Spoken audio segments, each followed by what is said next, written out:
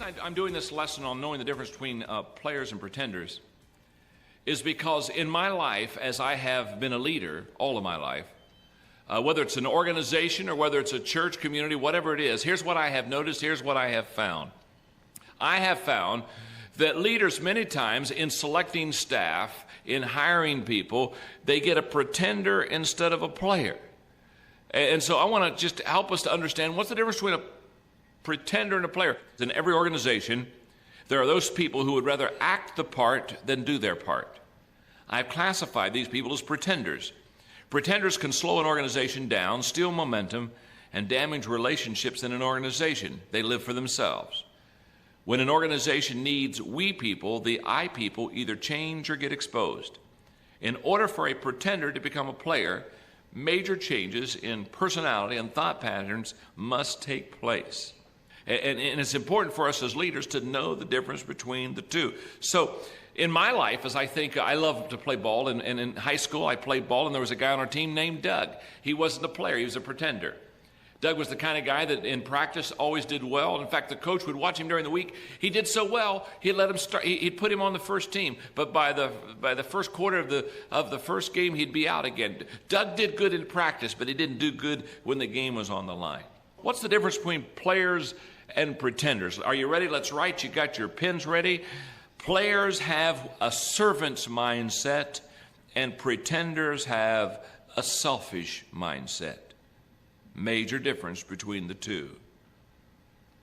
Albert Einstein said, "Only a life lived for others is a life that is lived worthwhile." Here's what I have found. I have found that players have a servant's heart. Pretenders, they have a selfish mindset. They are really looking out for themselves. Question: how can you tell if you have a servant attitude? Here's the answer. Are you ready? By the way you react when you're treated like one. You can tell if you have a servant's mindset by the way you react when somebody treats you like one, okay? The second difference between a player and a pretender: players are mission conscious. Pretenders are position conscious. Now, there's a world of difference between those two. Players will give up a position to achieve a mission. Pretenders will give up a mission to achieve a position. A lot of difference between these type of people.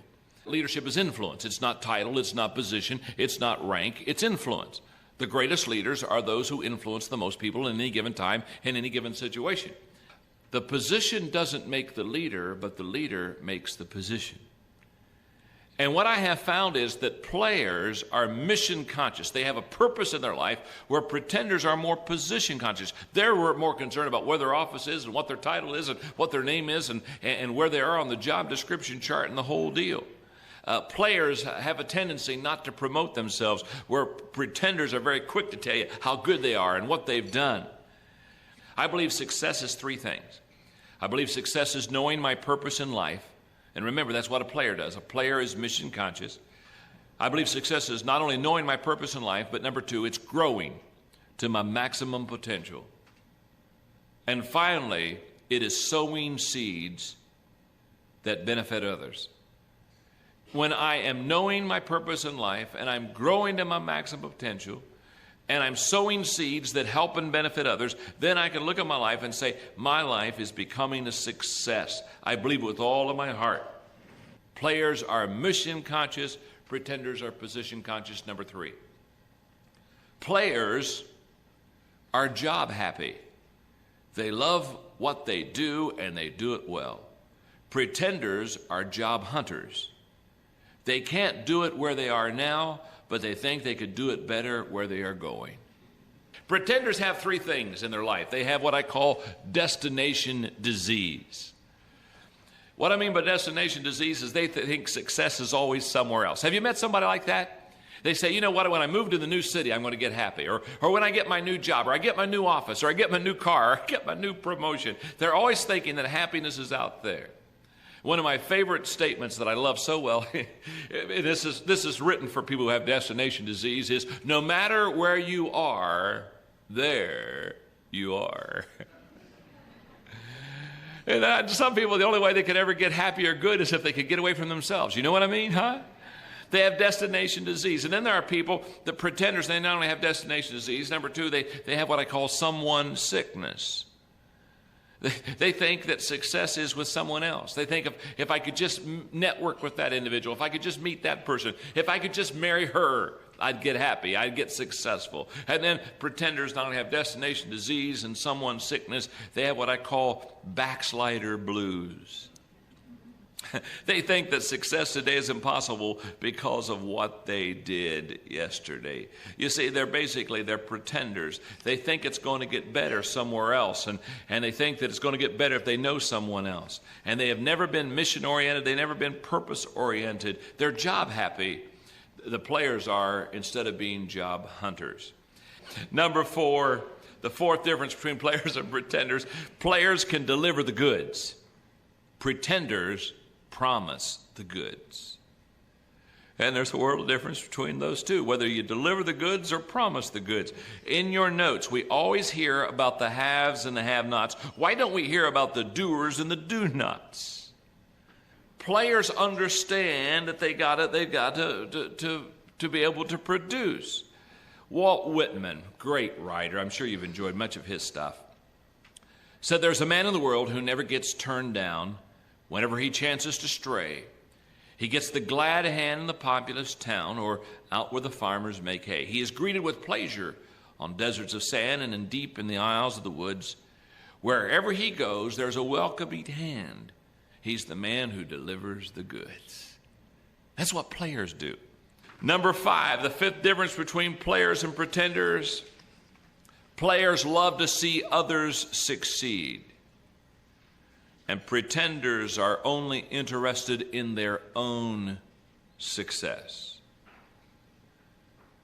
Rabbi Harold Kushner, who I've enjoyed much of his writings, said the purpose of life is not to win. The purpose of life is to grow and to share. When you come to look back on what you have done in life, you will get more satisfaction from the pleasure you have brought into other people's lives than you will from the times that you outdid and defeated them. Now, I began to think of that quote as I was working on this lesson of how players, unlike pretenders, are more other-oriented. And I thought about myself doing work and ministry and helping people. I've evolved. And let me just walk through my cycle for a minute and see if this relates to where you live. For when I graduated from college and I began in my first church, I'll tell you what I was. I was a competitor. I was very competitive. In other words, I wanted to beat up the other people. Now, I don't doubt that doesn't sound right for a clergyman, so I didn't go around saying I want to beat you up. But I didn't want to beat him. And I can still remember I'd get the yearbook and I'd find out how the other churches were doing and I'd compare mine and I'd look at all the stats, but I was competitive. But I went from competitor to personal achiever. Now, I'm showing how maturation, I think, takes place if we're developing right. All of a sudden, I said, okay, my competition isn't the other guy. I want to be the best that I can be. I want to excel. I want to go for excellence. I went from personal achiever to team player. One day, I realized that if I played on a team, I could get a lot more accomplished than if I did everything myself. And then I went, and where I've been living the last few years is from team player to team builder. In other words, instead of wanting to, as I started out in life, to beat others, now I want to build others. I want to pour in their life. You see, when I turned 40, I realized something. I realized that if I was ever going to achieve more than what I had achieved in my first 40 years, it was going to be because I brought people around me and developed them. And out of developing them, they added value to my life, and I added value to their life. In fact, I can tell you something.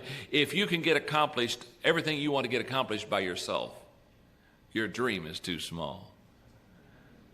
One is too small of a number to produce greatness. And so if you're ever going to be what you ever want to be, you're going to have to be it with someone else. Teamwork. That's why I wrote the book, Developing the Leaders Around You. I wanted to help a person to do more than develop their own leadership skills and abilities and gifts. I wanted them to help them to tap in and develop others, because those others will add such incredible value to your life. But players love to see others succeed. They live for others. And your value to society is awesome when you have that mindset, where pretenders, they want to have their own success.